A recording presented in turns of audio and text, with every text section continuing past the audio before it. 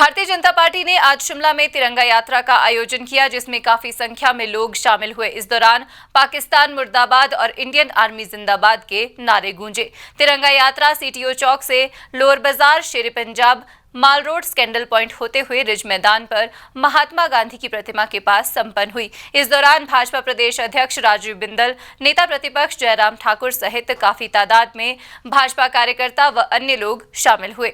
मुखर्जी, कश्मीर हमारा है, जो कश्मीर हमारा है, वो सारे का सारा है। जहाँ हुए बलिदान मुखर्जी, वो कश्मीर हमारा है, जो कश्मीर हमारा है, वो सारे का सारा। नेता प्रतिपक्ष जयराम ठाकुर ने कहा कि इस यात्रा के माध्यम से भारत की सेना, जिसने वीरता के साथ पाकिस्तान के विरुद्ध युद्ध लड़ा और पाकिस्तान को घुटने टेकने के लिए मजबूर कर दिया, उस नेता का सम्मान किया जा रहा है। पहलगाम में धर्म पूछकर निर्दोष लोगों को गोली मारी गई, उसके खिलाफ पूरे देश में लोगों में आक्रोश था। प्रधानमंत्री ने कहा था कि ऐसे लोगों को कल्पना से परे सजा मिलेगी, जिसके बाद सेना ने कार्रवाई करते हुए आतंक के 9 ठिकानों को ध्वस्त किया। ऑपरेशन सिंदूर के तहत सैन्य ठिकानों पर भी कार्रवाई हुई और पाकिस्तान तबाही के कगार पर पहुंच गया। तिरंगा यात्रा के माध्यम से ऑपरेशन में शहीद हुए सैनिकों को श्रद्धांजलि दी जा रही है। हर वर्ग आज तिरंगा यात्रा में शामिल हो रहा है। पूरे देश भर में इस बात को लेकर के रोष था, आक्रोश था और पूरे भारत की भावना एक जैसी थी कि पाकिस्तान जो आतंकवाद वर्षों से फैला रहा है, उसको मुंह तोड़ जवाब देने की आवश्यकता है। और हमारे देश के यशस्वी प्रधानमंत्री जो विदेश यात्रा पर थे, तुरंत अपना दौरा रद्द करके वापस पहुंचे और वापस पहुंचने से पहले ही एयरपोर्ट पर ही पूरी घटना की जानकारी ली और उसके बाद कैबिनेट कमेटी ऑन सिक्योरिटी की बैठक की और बैठक करने के पश्चात फैसला लिया गया कि भारत इस घटना का मुंह तोड़ जवाब देगा।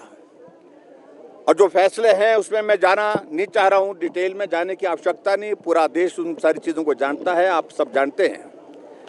लेकिन देश के यशस्वी प्रधानमंत्री जी ने एक बात कही थी कि जो लोग इस घटना में शामिल थे और साजिश में शामिल थे, उनको सजा मिलेगी और सजा ऐसी मिलेगी जिसकी उनने कल्पना भी नहीं की होगी। और आखिरकार पूरे देश भर में इस सारी घटना को लेकर के जो एक माहौल था कि पाकिस्तान के खिलाफ सख्त कार्रवाई होनी चाहिए, वो कार्रवाई 6 मई को रात के 1:20 पर ऑपरेशन सिंदूर की शुरुआत हुई। और ऑपरेशन सिंदूर की शुरुआत के साथ मात्र 25 मिनट का वो ऑपरेशन, जिसमें आतंकवाद जहां पलता था, फूलता था, फलता था, ट्रेनिंग दे करके भारत में आकर के वो आतंकवाद फैलाते थे, मासूम लोगों की जिंदगी लेते थे, उन 9 ठिकानों पर हमला किया। भारत की सीमा के अंदर रह करके भारत ने प्रहार किया, वायुसेना ने प्रहार किया, देश की सेना ने प्रहार किया और 9 ठिकानों को तबाह किया। वहीं ट्रंप की मध्यस्थता को लेकर उठाए जा रहे सवालों को लेकर जयराम ठाकुर ने कहा कि प्रधानमंत्री मोदी देश के नहीं दुनिया के सबसे मजबूत नेता है। उन्होंने साफ कहा कि युद्ध समाप्त नहीं हुआ, अगर पाकिस्तान फिर ऐसी हरकत करता है तो किसी से पूछने की जरूरत नहीं है, क्या कार्रवाई करनी है ये नेतृत्व तय करेगा। देश के नहीं दुनिया के सबसे मजबूत नेता नरेंद्र मोदी जी हैं, किसी के कहने पर नहीं, किसी के दबाव पर नहीं। और उनने जब राष्ट्र के नाम संदेश दिया है परसों, उसमें बड़े साफ शब्दों में अपनी बातों को कहा है, अभी युद्ध समाप्त नहीं हुआ है, युद्ध खत्म नहीं हुआ है, सिर्फ रुका है। और ऐसी सूरत में अगर पाकिस्तान फिर से हिम्मत करेगा, फिर से इस प्रकार की हरकत करने की कोशिश करेगा, किसी से पूछने की आवश्यकता नहीं, मुंह तोड़ जवाब दिया जाएगा और वो भारत का नेतृत्व तय करेगा, हमारा देश भारत तय करेगा कि क्या कार्रवाई करनी है। इस बात को लेकर के प्रधानमंत्री नरेंद्र मोदी जी ने साफ शब्दों में बात कही है। वहीं भाजपा प्रदेश अध्यक्ष राजीव बिंदल ने कहा कि 4 लोकसभा क्षेत्र में 14 से लेकर 17 मई तक तिरंगा यात्रा निकाली जाएगी। उसके बाद विधानसभा क्षेत्रों में भी तिरंगा यात्रा निकाली जाएगी।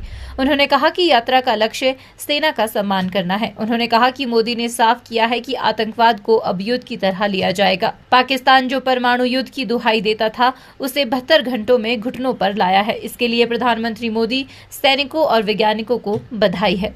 हिमाचल न्यूज 24/7 के लिए शिमला से हरदेव कुमार के साथ सपना शर्मा की रिपोर्ट। आप देख रहे हैं हिमाचल न्यूज 24।